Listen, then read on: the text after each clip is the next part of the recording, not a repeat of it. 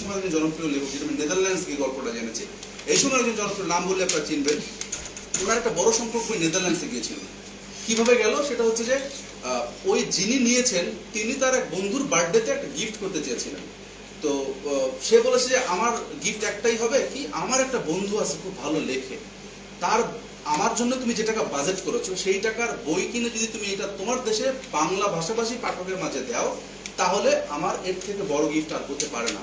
So see, this is love, this is friendship, this is how you can inspire someone, মানে কিভাবে একটা মানুষকে inspire করতে হয়, এটা একটা গল্প হইতে পারে। সো ঠিক আছে, আমি এটা, বাট আমার কাছে মনে হয় কি যে এই ব্যাপারগুলো আমি খুব শাই ফিল করি, আমার খুব খারাপ লাগে। অনেক লোক আমার অটোগ্রাফ নিতে আসছে, আমার খুব টেনশন হয়, এর মধ্যে বয়স্ক কেউ আছে কিনা, উনি অনেকক্ষণ দাঁড়ায় থাকবে, তার জন্য একটা চেয়ার অ্যারেঞ্জ করা যায় কিনা, আমি প্রকাশকদের মানে প্যারা দিতে থাকি। আমি নিজে বাইরে বেরোয় এসে তাদের সাথে কথা বলি যাতে করে আমি একটু সময় দিতে পারি। সো আমার আমার মেবি এটা আমার নেচারে নাই।